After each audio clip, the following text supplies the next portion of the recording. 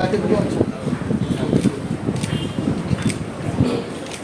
आंदे पीछे slow slow slow slow आराम चलते रहो चलो चलो चलो मूवमेंट लो फास्ट लो ना जरा यार मैं जगह आपकी शॉर्ट है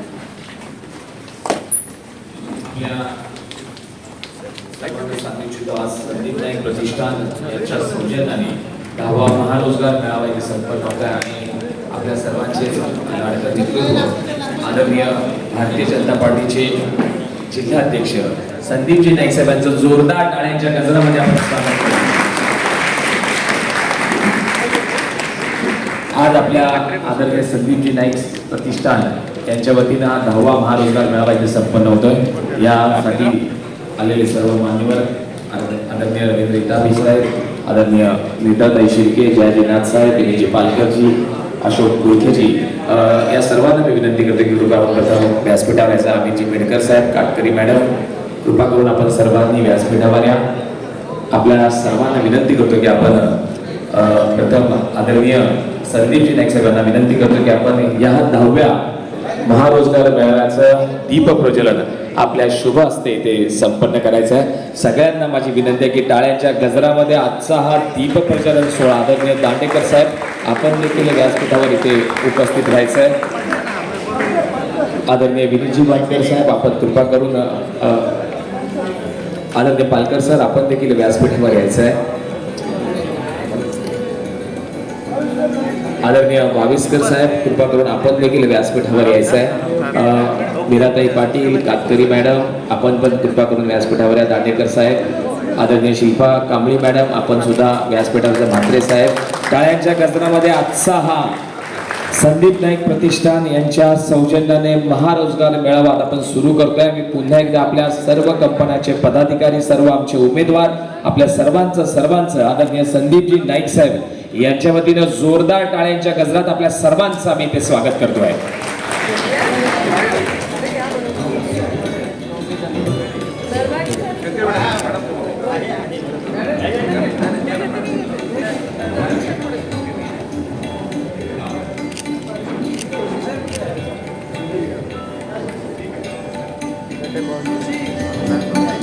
मी सर्व मान्यवरांना आदरणीय संदीपजी नाईक साहेब आणि इतर सर्व मान्यवरांना विनंती करतो की आपण सर्वांनी स्थानात आदरणीय गायकवाड सर आपण कृपा करून व्यासपीठावर विराजमान व्हायचं आहे.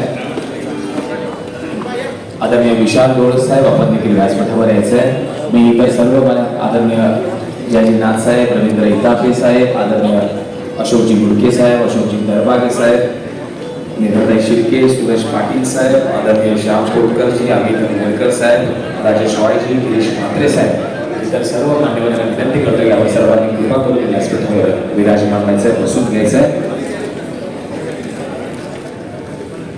भाऊ बापकरजी आपण सुद्धा स्थानापन्न व्हायचं आहे, बसून घ्या. आदरणीय दीपक जोशी साहेब कृपा करून आपण देखील व्यासपीठावर यायचं आहे. आपल्या सर्वांचं आम्ही ते स्वागत करतोय. पुन्हा एकदा आदरणीय संदीपजी नाईक साहेब यांचं जोरदार टाळ्यांच्या गजरामध्ये आपण सर्वजण मिळून स्वागत करूया. फक्त आणि फक्त युवा पिढीला डोळ्यासमोर ठेवून सतत सरांचा ध्यास असतो की आपला युवा वर्ग यांना काम मिळालं पाहिजे आणि त्यासाठी हा सतत प्रयत्न आणि हा 10वा महारोजगार मेळावा मी पुन्हा एकदा साहेबांचं मनापासून आभार व्यक्त करतो. कारण आभारानंतरचा विषय असतो पण सर तुमचा आभार पहिलं मानतोय कारण आपल्यामुळे आमच्यासारख्या युवा पिढीला इथे जॉब मिळत आहे. मी पुन्हा एकदा आपल्या मनापासून इथे आभार व्यक्त करतोय. यानंतर प्रथम सर्व मान्यवरांचा आदरातिथ्य करणं हे आपलं परम कर्तव्य आहे आणि सर्वात प्रथम आदरणीय संदीपजी नाईक साहेब यांचं स्वागत करण्यासाठी आदरणीय मंडल अध्यक्ष सीबीडी अशोक गुरके साहेब आणि जयजीनाथ साहेबांना विनंती करतो की आपण आपल्या लाडक्या साहेबांचं पुन्हा एकदा टाळ्यांच्या गजरामध्ये स्वागत करायचं आहे.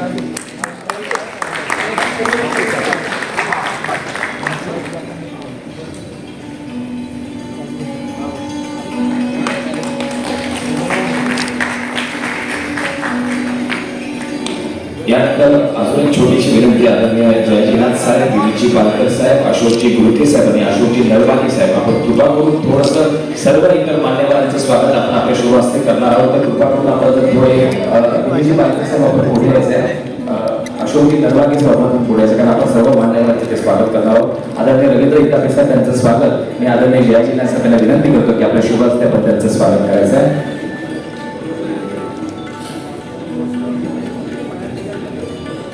टाळ्यांचा गजर हा सुरू राहिला पाहिजे. त्यानंतर आदरणीय महामंत्री नेत्रा शेळके मॅडम यांचं स्वागत मी कातकरी मॅडमला विनंती करतो की आपण नेत्रा यांचं स्वागत करायचं आहे.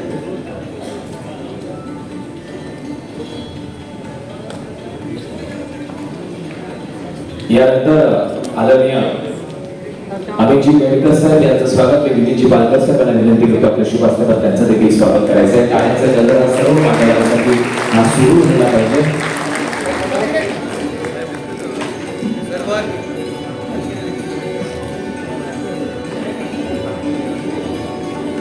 मित्रताई शिर्के यांचं देखील स्वागत इथे संपन्न होत आहे. यानंतर आदरणीय अभिजी मेडकर साहेब यांचं स्वागत इथे संपन्न होत आहे. यानंतर आदरणीय डोळस साहेब विशाल डोळस साहेब यांचं देखील इथे स्वागत इथे संपन्न होत आहे. आदरणीय नरवाके साहेब आपल्याला विनंती आहे की आपण सगळ्यांनी मिळून या सर्व मान्यवरांचं इथे स्वागत करायचं आहे.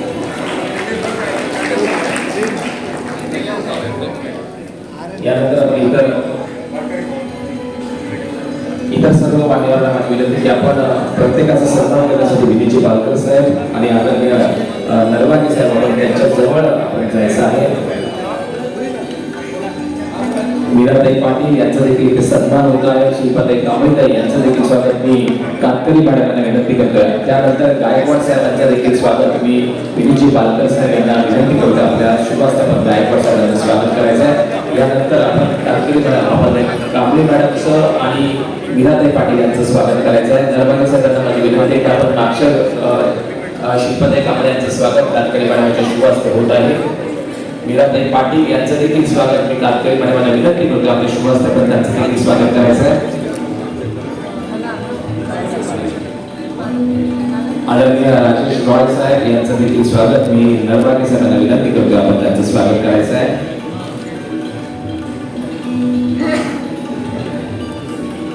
आदरणीय सुरेश शेट्टी साहेब यांचं देखील स्वागत मी विनीजी पालकर साहेबांना विनंती करतो आपल्या शुभास्थापन त्यांचं स्वागत करायचं आहे. गिरीजी म्हात्रे साहेब यांचं देखील स्वागत करण्यासाठी मी नरवाके साहेबांना विनंती करतो की आपण त्यांचं देखील स्वागत करायचं आहे.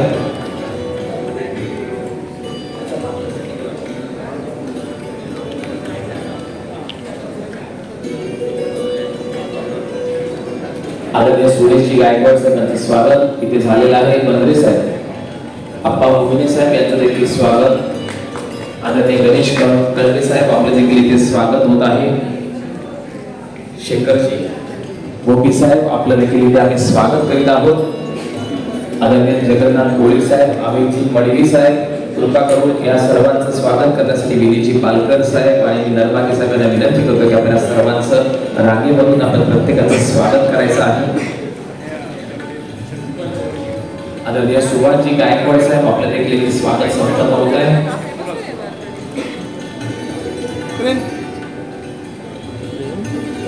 व्यासपीठावर आदरणीय राजेश ठाकूर साहेब यांचं देखील स्वागत इथे संपन्न होत आहे. आदरणीय बाविस्कर साहेब आपलं देखील स्वागत नरवाके साहेब यांच्या शुभ हस्ते इथे संपन्न होत आहे. आदरणीय गिरीजी म्हात्रे साहेब यांचं देखील स्वागत नरवाके साहेबांना विनंती करतो आपण त्यांचं देखील इथे स्वागत करायचं आहे. विनीत पालकर साहेब मागच्या रांगेमधील सर्व मान्यवरांचं आपण स्वागत करायचं आहे. आदरणीय मोतीराम पालकर साहेब आपलं देखील इथे स्वागत संपन्न होत आहे. आदरणीय जोशी सर आपलं देखील आम्ही इथे स्वागत करीत आहोत. व्यासपीठावर जमलेले सर्व मान्यवर आमच्यासाठी प्रिय आहेत. आपण सर्वजणांचं शब्द सोबत आम्ही ते स्वागत करतो. आप्पा मोरे साहेब आपलं देखील आम्ही ते स्वागत करतोय. भाऊ बापकर साहेब आपलं देखील आम्ही ते स्वागत करीत आहोत. कळवे साहेब आपलं देखील आम्ही ते स्वागत करीत आहोत. बंद्रे साहेब आपलं देखील आम्ही ते स्वागत करीत आहोत. कमळे साहेब आपलं देखील आम्ही ते स्वागत करीत आहोत.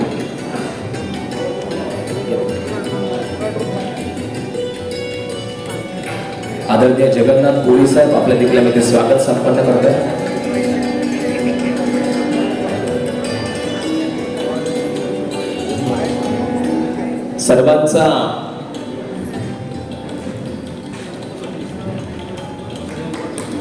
सर्वांना माझी विनंती आहे बसून घ्यायचं आहे.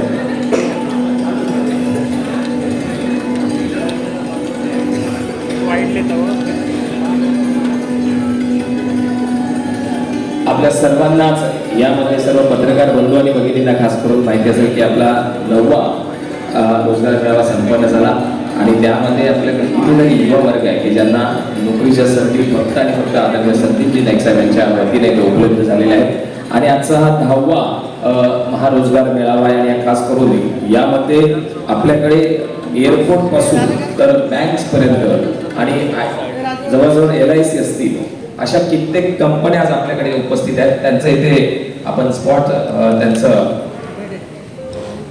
त्यांची इथे मुलाखत घेणार आहोत आणि त्यानंतर त्यांना जॉबच्या संधी फक्त आणि फक्त आजच्या या 10व्या महारोजगार मेळाव्यात आदरणीय संदीपजी नाईक साहेब यांच्या वतीनं आपण इथे उपलब्ध करून देतोय.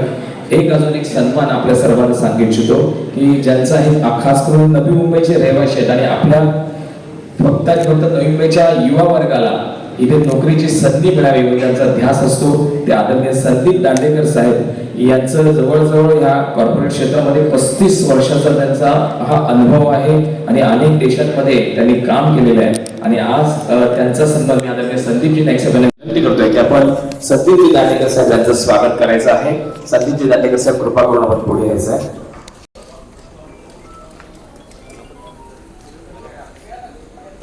आदरणीय संदीप दांडेकर साहेब यांच्या टाळ्यांच्या गजरामध्ये आपण इथे स्वागत करूया.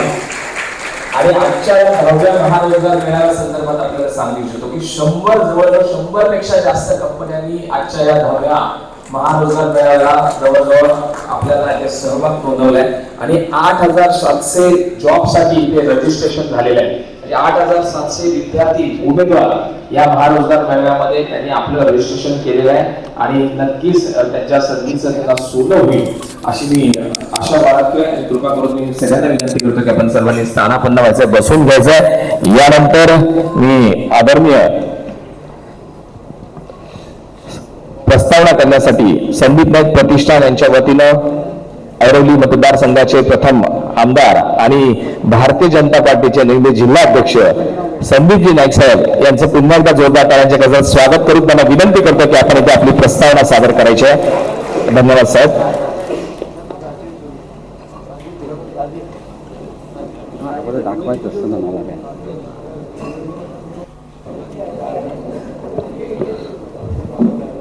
संदीप नाईक प्रतिष्ठान आयोजित 10वा रोजगार मेळावा या मेळाव्याप्रसंगी उपस्थित ज्येष्ठ समाजसेवक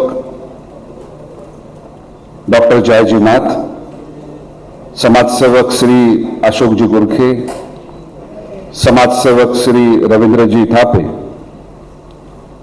समाजसेवक गोपाळराव गायकवाड, नेत्रा शिर्के मॅडम, माझे सहकारी अमितजी मेडकर, विनीतजी Palkar, Mira Patil madam, Rajshree Katkari madam, Girishji Mhatre, सुरेशजी Shetty, Shilpa Kambli madam,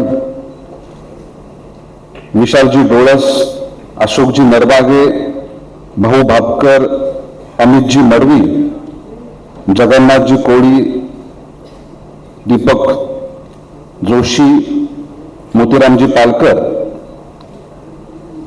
दशरथजी Bhagat, राजेशजी ठाकूर, सुभाषजी गायकवाड, राजेशजी रॉय, बाळकृष्णजी बंद्रे, चंद्रशेखर भोपी, गणेश कमळे, मनोहर बाविस्कर, सुरेश गायकवाड, आप्पा मुळे, प्रताप महाडिक सर, राजीवजी कोळी, गणेशजी म्हात्रे, प्रताप महाडिक सर, दयाळ सर आणि नेहमी प्रत्येक माझ्या आणि नाईक साहेबांच्या कार्यक्रमामध्ये सूत्रसंचलन करणारे किशोरजी मोरे, उपस्थित सर्व व्यासपीठावरील मान्यवर, उपस्थित सर्व या मेळाव्याकरता आलेल्या कंपन्या, या मेळाव्याकरता आलेले उमेदवार, उपस्थित पत्रकार बंधू आणि भगिनींनो, सर्वप्रथम सर्व या मेळाव्याकरता आवर्जून उपस्थित राहिलेल्या सर्व कंपन्या आणि ह्या मेळाव्याकरता आलेले सर्व उमेदवार या सर्वांचं मनपूर्वक स्वागत या कार्यक्रमाप्रसंगी मी करतो. रोजगार मेळावा या आताच्या कालखंडामध्ये विविध सामाजिक संस्थांच्या माध्यमातून, व्यक्तींच्या माध्यमातून रोजगार मेळाव्यांचं आयोजन केलं जातं. परंतु एक कालखंड असा होता की ज्यावेळेस या नवी मुंबई परिसरामध्ये किंबहुना ठाणे जिल्हा रायगड या परिसरामध्ये नव्यानं इंडस्ट्री तयार होत होती आणि त्यावेळेस कंपन्यांची देखील गरज होती की त्या परिसरामध्ये जर उद्योग वाढवायचा तर कामगारांची उपलब्धता झाली पाहिजे, कामगारांबरोबर इतर स्टाफ देखील भेटला पाहिजे. आणि त्यावेळेस ती इंडस्ट्री वाढत असताना, म्हणजे हा जो मी कालखंड सांगतोय तो 85-90च्या दशकातला आहे आणि त्यावेळेस कामाला जाणं ही संकल्पनाच नव्हती. म्हणजे शेती आणि घरचा व्यवसाय, नोकरी करणं हे कोणी, नोकरीला जाणं हे काही जणांना मनाला रुचत नव्हतं.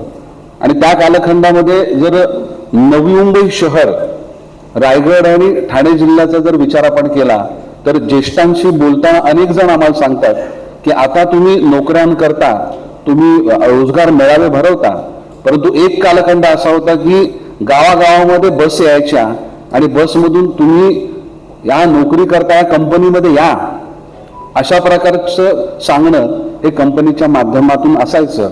आणि त्यावेळेस खूप मोठ्या प्रमाणामध्ये नवी मुंबई प्रामुख्यानं TTC औद्योगिक वसाहत जेव्हा वसली तेव्हा केमिकल कंपन्या किंवा डाईंग, प्रिंटिंग, प्रोसेसिंग, इंजिनिअरिंग कंपन्या या क्षेत्रामध्ये खूप मोठ्या प्रमाणामध्ये आल्या. आणि त्यावेळेस नागरिकांना किंवा ग्रामस्थांना किंवा या भारतातल्या विविध राज्यातील, महाराष्ट्रातल्या विविध जिल्ह्यातील आलेली लोक, त्यांना नोकऱ्यांच्या संध्या त्या कालखंडात मिळाल्या. तो कालखंड पुढे जात असताना मग सर्वच ठिकाणी नोकऱ्या मिळू लागल्या आणि कामगारांची संख्या, स्टाफची संख्या वाढली आणि त्यावेळेस खरी स्पर्धा सुरू झाली.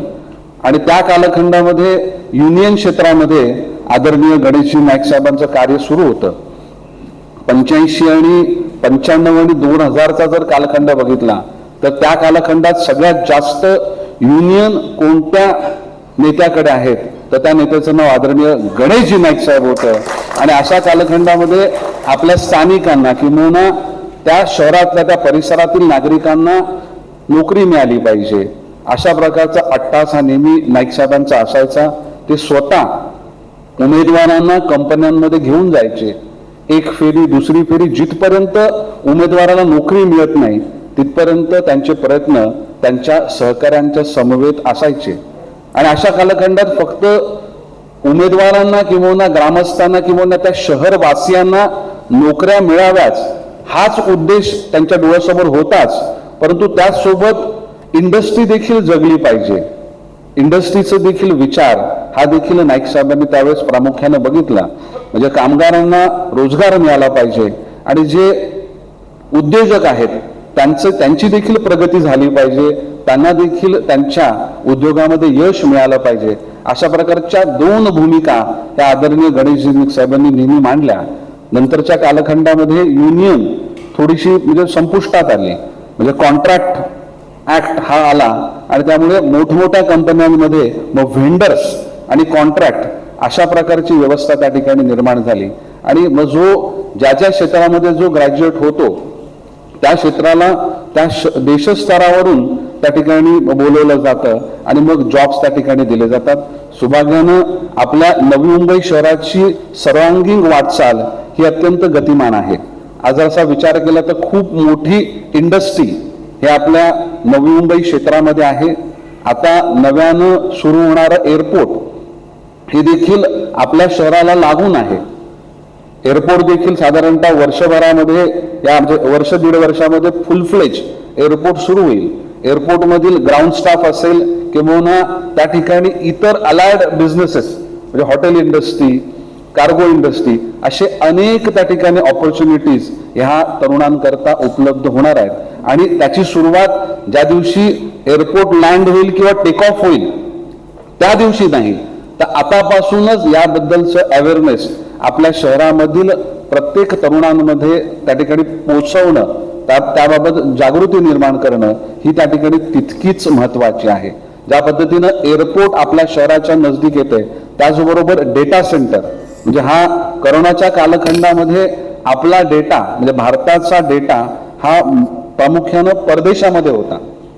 तो विचार केला तर चायनाकडे खूप मोठ्या प्रमाणात होता आणि त्यावेळेस देशाचे पंतप्रधान नरेंद्रजी मोदी साहेब यांनी निर्णय केला की हा डेटा हा पुन्हा आपल्या देशामध्येच आला पाहिजे आणि त्याकरता मग चांगलं इन्फ्रास्ट्रक्चर कुठल्या शहराचं, तर ह्या 2 शहरांची निवड झाली.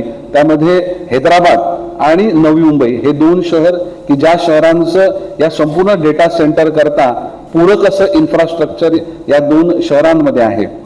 त्यामुळे डेटा सेंटरच्या माध्यमातून देखील खूप मोठ्या प्रमाणामध्ये रोजगाराच्या संधी आपल्या परिसरामध्ये निर्माण होणार आहेत. त्याचबरोबर जेम्स आणि ज्वेलरी पार्क हा देखील म्हणजे पूर्ण देशामधला सगळ्यात मोठा पार्क, ज्यामध्ये प्रोसेसिंग पासून मॅन्युफॅक्चरिंग, सेल, रिटेल या सर्व प्रकारचे जेम्स ज्वेलरीचं संपूर्ण एक हब हा नवी मुंबई क्षेत्रामध्ये निर्माण होणार आहे. आणि त्याचबरोबर नवी मुंबई शहर आणि नवी मुंबई शहराच्या लगत असलेली इंडस्ट्री आणि त्याच्या लगत असलेलं मुंबई, रायगड आणि ठाणे या क्षेत्रामध्ये सर्वच प्रकारच्या जॉब ऑपॉर्च्युनिटी आहेत.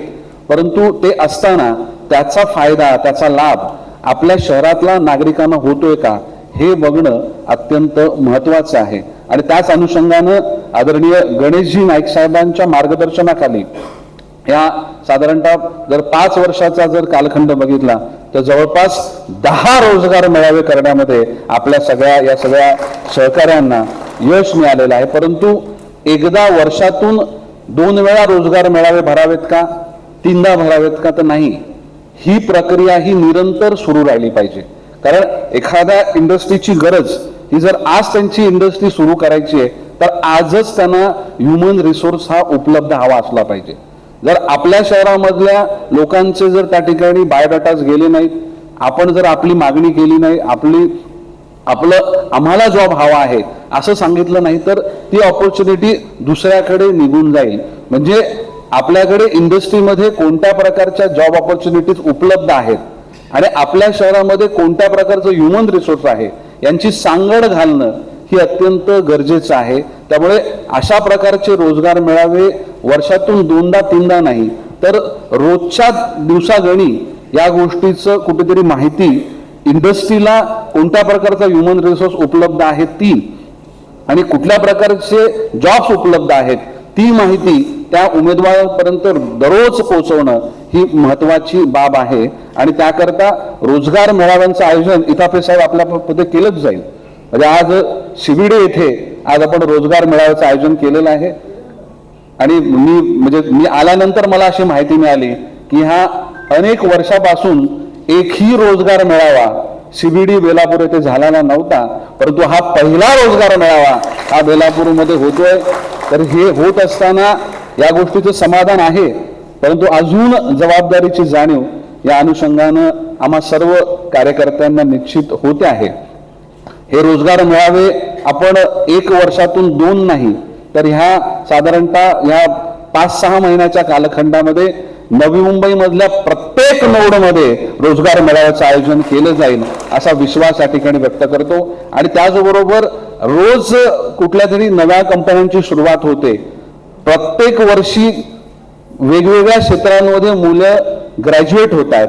कोणी कॉमर्स ग्रॅज्युएट होते, कोणी आर्ट्स ग्रॅज्युएट होते, कोणी सायन्स ग्रॅज्युएट होते, कोणी M.Com होते, कोणी B.Com होते, कोणी BA होत आहे, कोणी डिप्लोमा कंप्लीट करते, कोणी डिग्री कंप्लीट करते. मग तो इंजिनिअरिंग क्षेत्र आहे, तो वेगळं म्हणजे एव्हिएशन क्षेत्र आहे. अशा वेगवेगळ्या क्षेत्रांमध्ये मुलं त्यांचं शिक्षण पूर्ण करतात. परंतु ते शिक्षण पूर्ण झाल्यानंतर त्यांना अपेक्षित असा जॉब आणि अपेक्षित जॉबपेक्षा त्यांना त्यांच्या क्षेत्रामधल्या कामाचा अनुभव हा लगेच मिळणं गरजेचं आहे. त्यांना त्यांच्या पूर्ण करिअर नंतर त्यांची गॅप पडणं ही त्या ठिकाणी चुकीचं ठरेल. जर त्यांच्या ज्या क्षेत्रामध्ये त्यांनी त्यांचं एज्युकेशन पूर्ण केलंय आणि त्याच्या व्यतिरिक्त जर जॉब मिळत नाही, मग त्यांना पर्यायानं दुसऱ्या क्षेत्रांमध्ये त्या ठिकाणी जॉब शोधावा लागतो. आणि मग ज्या पॅशननी त्या विद्यार्थ्यांनी त्याचं एज्युकेशन पूर्ण केलं, त्याचं उद्दिष्ट मात्र साध्य होत नाही. आणि त्याकरता हा प्रयत्न आपण रोज, प्रत्येक आठवड्याला, प्रत्येक महिन्याला केला पाहिजे.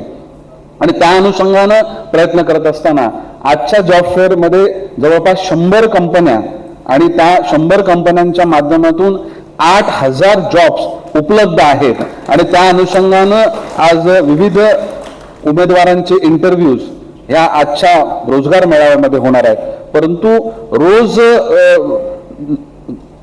नव्या कंपन्यांची गरज आणि प्रत्येक महिन्याला जॉब हवा असलेले त्या ठिकाणी उमेदवार यांची त्या ठिकाणी गरज लक्षात घेता आपण आपल्या CBD येथील ऑफिसमध्ये रोज म्हणजे सोमवारपासून रविवारपर्यंत महिन्याचे प्रत्येक दिवस 365 दिवस हे संपूर्ण नवी मुंबईतील सर्व उमेदवारांचे बायोडाटा जमा करण्याकरता आपण ऑफिसमध्ये त्या ठिकाणी आपली पूर्ण नियोजन हे उपलब्ध केलेलं आहे. आणि प्रत्येक आठवड्याला रोज त्यांचे बायोडाटे जमा केले जातील. आणि आठवड्यातून एकदा म्हणजे शनिवारी सकाळी 10 ते 12 त्या उमेदवारांचे बायोडाटे जमा झाल्यानंतर त्यांना कोणत्या कंपनीमध्ये इंटरव्ह्यू करता जायचं आहे, त्यांचा इंटरव्ह्यू लाईनअप केला जाईल. आणि इंटरव्ह्यूला जात असताना कोणत्या प्रकारची तयारी विद्यार्थ्यांनी केली पाहिजे याकरता देखील पूर्ण त्यांना मार्गदर्शन आमचे दयाळ सर आहेत यांच्या माध्यमातून प्रत्येक आठवड्याला त्या उमेदवाराला दिलं जाईल, हा विश्वास देखील या कार्यक्रमाच्या निमित्तानं मी व्यक्त करतो. आपण आज 100 कंपन्यांमध्ये आपले बायोडाटा देणार आहात. या माध्यमातून 8,000 नोकऱ्यांच्या संधी उपलब्ध आहेत. परंतु ज्यांना आज ज्यांचं सिलेक्शन होणार नाही त्या लोकांनी उदास होण्याचं कारण नाही. जिथपर्यंत तुम्हाला नोकरी मिळणार नाही तिथपर्यंत संदीप नाईक प्रतिष्ठान हे आपल्या जॉब करता प्रयत्न करणार आहे, हा विश्वास देखील या कार्यक्रमाच्या निमित्तानं मी आपल्याला देतो. आदरणीय गणेशजी नाईक साहेबांच्या माध्यमातून काम करत असताना रोजगार, स्वयंरोजगार आणि अनेक सामाजिक चळवळी, मग कला क्षेत्र असेल, क्रीडा क्षेत्र असेल, पर्यावरण असेल, या सर्वच क्षेत्रांमध्ये आपण सामाजिक काम केलं पाहिजे. सामाजिक काम करणं आणि आपल्या शहरातील प्रत्येक घटकाला त्याच्या आवडीनुसार पाठबळ देण्याची जबाबदारी ही प्रत्येक लोकप्रतिनिधीची आहे. आदरणीय गणेशजी नाईक साहेबांच्या मार्गदर्शनाखाली आज व्यासपीठावर बसलेले सर्वच आजी माजी पदाधिकारी किंवा भारतीय जनता पार्टीचे सर्व पदाधिकारी यांचा सर्वांचा प्रयत्न हा राजकारणामध्ये काम करण्यापेक्षा समाजकारणामध्ये काम करण्याचा नेहमीच असतो. त्यामुळे आज डायसवर बसलेल्या सर्वच आजी माजी नगरसेवकांचं, पदाधिकाऱ्यांचं, कार्यकर्त्यांचं देखील मनापासून आभार व्यक्त केलं पाहिजे. आज या संपूर्ण रोजगार मेळाव्याच्या माध्यमातून आज जे सगळे उमेदवार आले त्यांना सर्वांना त्यांच्या ह्या रोजगार मेळाव्याकरता मी मनापासून शुभेच्छा देतो. आज ही रोजगार मेळाव्याची जी आपली संपूर्ण जी मुवमेंट आहे ही अशीच थांबणार नाही. कारण जेवढं काम या क्षेत्रामध्ये आपण करू तेवढं कमी आहे. कारण आपल्याला एक जमेची बाजू अशी आहे की आपल्या शहरामध्ये, आपल्या शहराच्या बाजूला खूप मोठ्या रोजगाराच्या आणि स्वयंरोजगाराच्या संधी उपलब्ध आहेत. आपण रोजगाराकरता प्रयत्न करतो, परंतु स्वयंरोजगाराकरता किंवा startup India, startup Maharashtra, make in India, make in Maharashtra किंवा आपण स्वतः काहीतरी उद्योग सुरू करावा याकरता देखील आपण प्रयत्न केले पाहिजेत. आणि त्याकरता देखील संदीप नाईक प्रतिष्ठानच्या माध्यमातून एक योग्य असं मार्गदर्शन हे युवकांना निश्चित प्रकारे येणाऱ्या कालखंडात दिलं जाईल. मग ते युवकांकरता असेल, महिलांकरता असेल, ज्यांना आपलं इंजिनिअरिंग मधून किंवा विविध क्षेत्रांमध्ये त्यांचं शिक्षण पूर्ण झालं आणि त्याच्यानंतर त्यांना बँकेकडून फायनान्शियल असिस्टन्स पाहिजे किंवा व्यवसाय सुरू करण्याकरता त्यांना प्रशिक्षण हवंय, त्यांना एखाद्या कंपनीशी जोडलं जावं, त्यांना कंपनीकडून सीड फंडिंग व्हावं, एंजल फंडिंग व्हावं आणि त्यानंतर तो उद्योग त्याच पद्धतीनं पुढे वाढावा आणि तो अजून चांगल्या पद्धतीनं वाढण्याकरता, त्यांना अजून पाठबळ देण्याकरता देखील विविध इंडस्ट्रीच्या माध्यमातून प्रतिष्ठान हे आपल्या सोबत आपल्या ह्या करिअरच्या टप्प्यामध्ये राहील असा विश्वास व्यक्त करतो.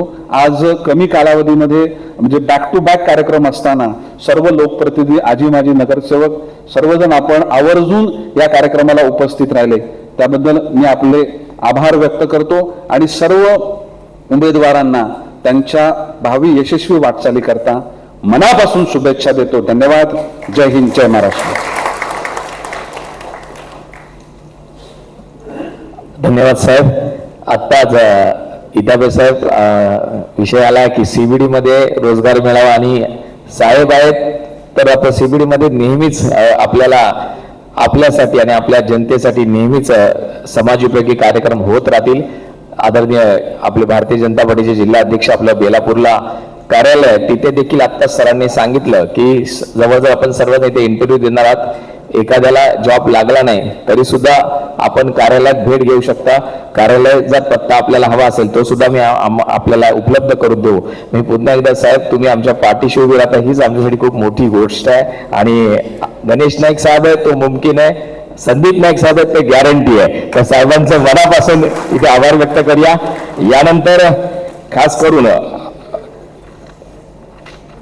संदीपजी दांडेकर साहेब यांच्याबद्दल मी तुम्हाला मागेच परिचय दिलेला आहे. नोकरीविषयी मार्गदर्शन संदर्भात मी त्यांना विनंती करतो की आपण आम्हाला इथे मार्गदर्शन करायचं आहे. सर्वांनी थोडंसं शांततेत ऐकायचं आणि यानंतर मार्गदर्शन झाल्यानंतर जवळजवळ ज्या विद्यार्थ्यांना इथे नोकरी लागलेली आहे त्यांना लगेचच आपण इथे त्यांना गौरवणार आहोत. तर कृपा करून आपण थोडीशी सर्वांनी शांतता राखायची. मी संदीपजी दांडेकर साहेब यांना विनंती करतो की आपण आम्हाला मार्गदर्शन करा. सर्वांना नमस्कार. संदीप नाईक साहेब, स्टेजवरचे सगळे माननीय आणि समोर बसलेले सर्व सन्माननीय, तुम्हाला अभिवादन करून बोलायला सुरुवात करतो.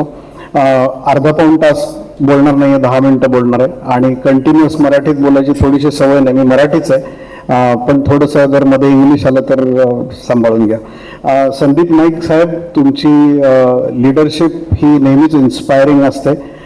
काही गोष्टी मी नक्की सांगतो की मी जॉब फेअर्स बघितल्यात, अनेक इव्हेंट्स बघितल्यात, पण अनफॉर्च्युनेटली इथे दुसऱ्यांदा आलोय आणि याच्या पूर्वी पण आणि आत्ता पण आणि दोन्ही जॉब फेअर्सच्या मध्ये पण मी जे काम बघितलं ही एक खूप परिणामकारक आणि व्हेरी सिन्सिअर खूप चांगली इव्हेंट असते. इव्हेंट म्हणण्यापेक्षा कार्यक्रम म्हणून खूप सिन्सिअरली केला जातो आणि त्याचा परिणामकारकता पण मी बघितली आहे. सो संदीप साहेब याच्याबद्दल खूप खूप आपल्या टीमचं अभिनंदन.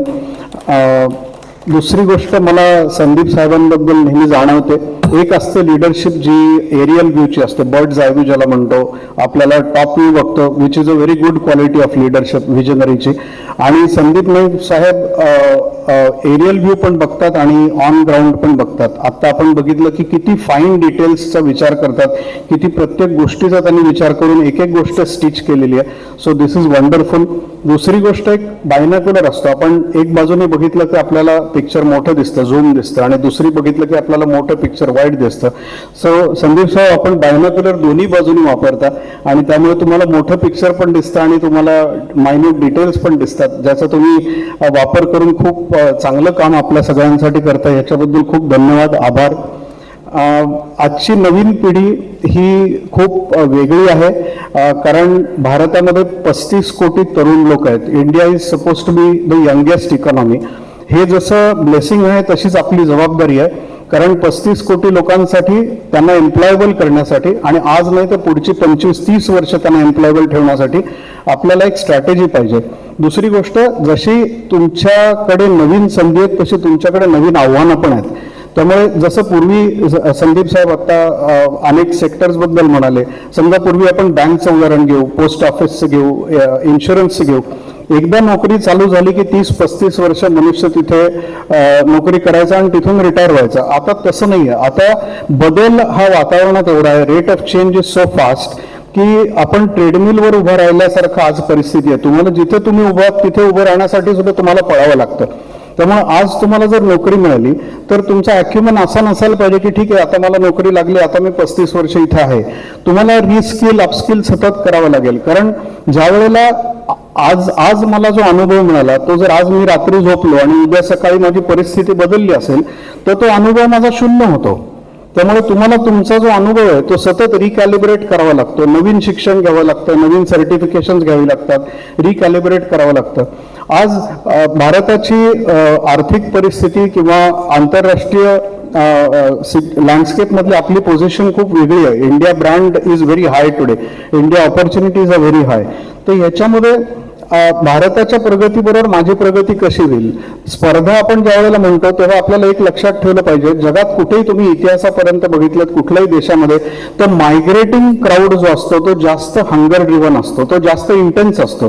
कारण ते सगळं घरदार कुटुंब सगळं सोडून एखाद्या ठिकाणी आपलं भविष्य शोधण्यासाठी आलेले असतात. तर त्यांच्याशी आपली कॉम्पिटिशन आहे. आपण कुठेही कॉम्प्लेसंट राहता कामा नये की नवी मुंबईमध्ये एअरपोर्ट आहे, नैना प्रोजेक्ट आहे, थर्ड मुंबई होणार आहे. संदीप नाईक साहेबांनी आपल्याला सांगितले इतक्या ऑपॉर्च्युनिटीज आहेत, पण त्या ऑपॉर्च्युनिटीज असं नाही होता कामा की बाहेरचे लोक आले, माझ्यापेक्षा जास्त हाय परफॉर्मर झाले, जास्त स्किल्ड होते आणि मी बघतच राहिलो आणि बाकीच्या लोकांनी त्या संधी घेऊन घेतल्या. तर असं होता कामा नये. मी त्यांच्या बरोबरीने किंवा त्यांच्यापेक्षा एक पाऊल सतत कायम इम्प्रूव्ड बेटर कसा राहीन, आउट परफॉर्म कसा करता राहीन. त्यामुळे जरी नोकरी करत असेल तरी नोकरी करत असताना आपल्याला हे लक्षात ठेवलं पाहिजे की I should think in my job also. आज नोकरी करणारा आणि व्यवसाय करणारा ह्यांचा माइंडसेट एक होण्याची आवश्यकता आहे. नोकरी करताना सुद्धा तुम्ही हा विचार केला पाहिजे की हा जर माझा व्यवसाय असता, मी जर मालक असतो तर मी हा काय केलं असतं, how am I better than others, how am I better today than yesterday. तर तुमची ग्रोथ होत राहील आणि त्यातून तुम्हाला एक शक्यता कायम अशी असते की 2 वर्षांनी, 5 वर्षांनी, 10 वर्षांनी तुम्हाला कुठेतरी अशी ऑपॉर्च्युनिटी मिळेल जर तुमचा माइंडसेट तसा असेल एंटरप्रेन्योर की ठीक आहे मी 5 वर्ष 10 वर्ष नोकरी केली पण आज मी माझा स्वतःचा व्यवसाय करू शकतो. सो ह्या पॉसिबिलिटीज आपण कायम लक्षात ठेवलं पाहिजेत. संदीप नाईक साहेबांची पूर्ण सिस्टम आपल्याशी मदत करायला आपल्या तयार आहे. त्याचा आपण जास्तीत जास्त फायदा घेतला पाहिजे. एअरपोर्ट नैना आणि थर्ड मुंबई हा एक खूप मोठा प्रचंड संधीचा एक खूप मोठा भांडार आहे ऍक्च्युली. ज्यांनी त्याच्याबद्दल थोडंसं वाचलं नसेल, अभ्यास केला नसेल त्यांनी ते जरूर वाचा, अभ्यास करा. त्याच्यातून खूप नवीन नवीन ओपनिंग्स क्रिएट होणार आहेत. आणि 2-3 गोष्टी फक्त सांगतो बिफोर आय स्टॉप. एक असतं मी अशी काय सर्व्हिस किंवा नोकरी असेल किंवा व्यवसाय असेल मी असं काय करू शकतो की जे दुसरं कोणी करत नाही. हा एक भाग झाला. कायम तुमचं अॅक्युमेंट ठेवा की मी असं काय करू शकतो की जे दुसरा करू शकत नाही. दुसरी गोष्ट मी असं काय करू शकतो की जे दुसरा कोणी करतो त्याच्यापेक्षा मी बेटरमेंट करू शकतो. आणि तिसरी गोष्ट अशी की जी काही सर्व्हिस आत्ता चालू आहे, बिझनेस मॉडेल असेल, कंपनीमध्ये तुम्ही काम करत असाल की जिथे मी ऑगमेंट करू शकतो. म्हणजे समजा आता टॅक्सीत चालत होत्या पण ओला नव्हतं, उबर नव्हतं, म्हणजे एक एक्झिस्टिंग सर्व्हिस आहे, एक्झिस्टिंग फंक्शनॅलिटी आहे, त्याला मी फरक कसा करू शकतो. How can I change it, how can I introduce a change. बदल जो आपण म्हणतो त्या बदलाबरोबर आपण ओढले नाही गेलो पाहिजे. नेहमी आपण त्या बदलाच्या बरोबर किंवा बदलाच्या पुढे असलं पाहिजे. हे लक्षात ठेवा. कधी जर तुम्ही बदलाच्या मागे पडलात तर तुम्ही ओढले जाता आणि मग तुमची प्रगती खुंटते. बाहेरून येणारे लोक जे असतात, जसं मी मगाशी म्हटलं, आणि तुम्ही अमेरिकेत बघा, ऑस्ट्रेलियात बघा, युरोपमध्ये बघा, मुंबईत बघा, जे बाहेरून लोक येतात, मगाशी म्हटलं तसं सगळं सोडून येतात, त्यांच्यापुढे एकच ध्येय असतं की मला माझी आर्थिक प्रगती करायची, माझी व्यावसायिक प्रगती करायची. आपण भूमिपुत्र म्हणून, इथले लोकल म्हणून कुठेही कॉम्प्लेसंट राहिलं नाही पाहिजे. हे माझं तुम्हाला सगळ्यांना एक कळकळीची विनंती आहे. एवढं बोलून मी सर माझं बोलणं थांबवतो. थँक्यू. धन्यवाद साहेब. यानंतर आपल्याकडे ज्या विद्यार्थ्यांना म्हणजे उमेदवारांना जॉब लागलेला आहे त्यांचं जॉईनिंग लेटर आपण इथे देणार आहोत. तर कृपा करून मी आदरणीय संदीपजी नाईक साहेब यांना विनंती करतोय.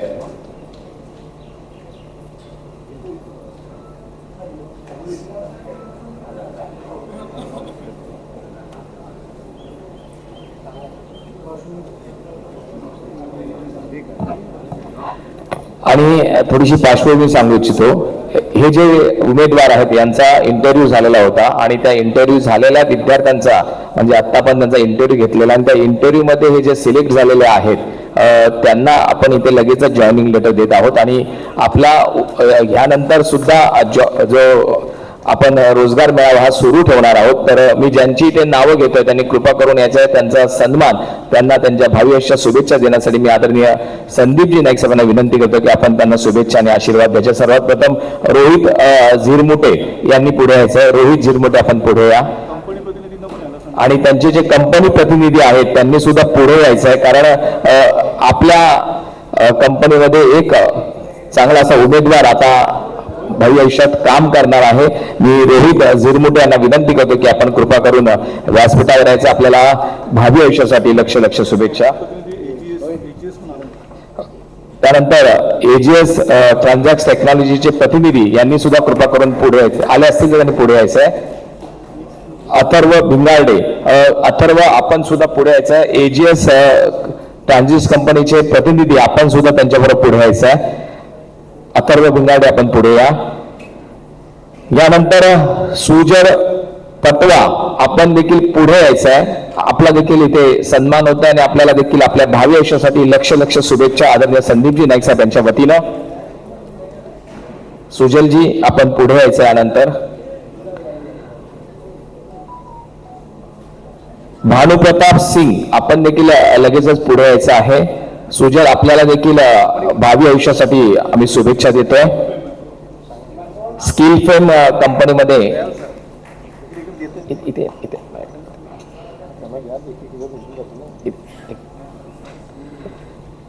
भानुप्रताप सिंग आपण पुढे यायचं आहे. एक मिनिट.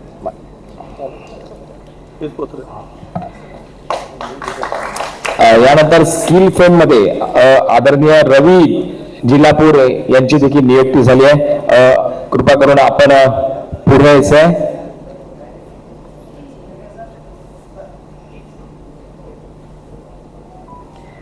यानंतर प्रियंका पवार आपण पुढे यायचं. प्रियंका पवार आपण देखील आपल्याला देखील आपल्या भावी आयुष्यासाठी लक्ष शुभेच्छा. या सर्वांसाठी टाळ्या झाल्या पाहिजेत. यानंतर प्रणाली घोडके, आता प्रियंका पवार आपण पुढे यायचं आहे. यानंतर प्रणाली घोडके आपण पुढे यायचं आणि ज्यांना आत्ता जॉईनिंग लेटर मिळालेलं आहे त्यांनी जाऊ नका, कारण त्यांच्या बरोबर आपल्या सरांबरोबर आपण एक फोटो आपण काढणार आहोत. त्यानंतर प्रणाली घोडके आपण पुढे यायचं आहे. प्रणाली तुम्हाला देखील भावी आयुष्यासाठी लक्ष शुभेच्छा आदरणीय संदीपजी नाईक साहेब यांच्या वतीनं. यानंतर सूरज जाधव आपण पण पुढे यायचं आहे. आणि प्रीती पोटे. सूरजजी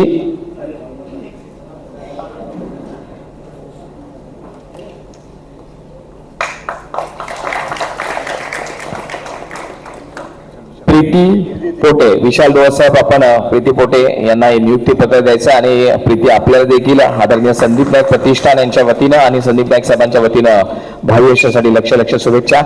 इतर सर्व मी ज्यांची आता नावं घेतलेली आहे त्या सर्व विद्यार्थ्यांना माझी विनंती आहे की आपण सर्वांनी स्टेजच्या आपण पुढे यायचं. सगळ्यांनी सर्व ज्या विद्यार्थ्यांना आता आपण उमेदवारांना नियुक्ती पत्र दिलेलं आहे. धन्यवाद. हरकत नाही. आपल्या सगळ्यांना खूप शुभेच्छा. मी पुन्हा एकदा आजच्या या 10व्या महारोजगार मेळाव्या संदर्भात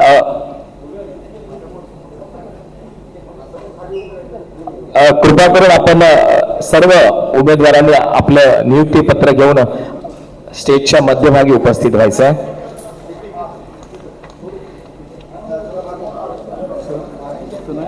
सगळ्यांना सांगा इथे कंपनीचे नंबर दिलेले ते तुम्ही बोला ना.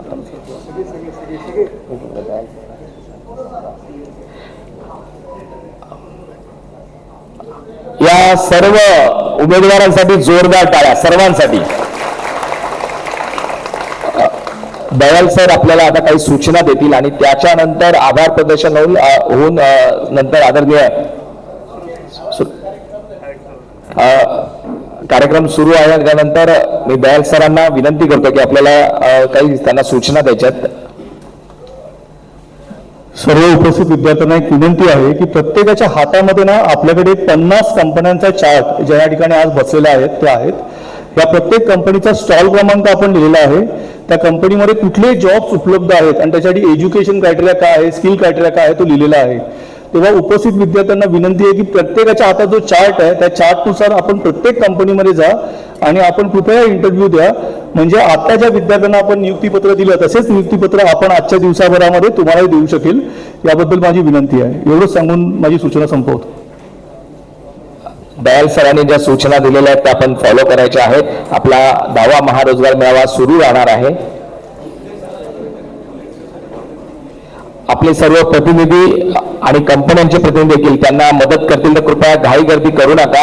आपला हा 10वा महारोजगार मेळावा असाच सुरू राहणार आहे. आणि जसं दयाल सरांनी सांगितलं, काही इकडे उमेदवारांना जॉईनिंग लेटर सुद्धा आजच्या आजच मिळतील. मी पुन्हा एकदा आदरणीय संदीप नाईक प्रतिष्ठानच्या वतीनं उपस्थित सर्व मान्यवर यांचं या 10व्या महारोजगार मेळाव्याला आपण सर्व मान्यवर प्रतिनिधी उपस्थित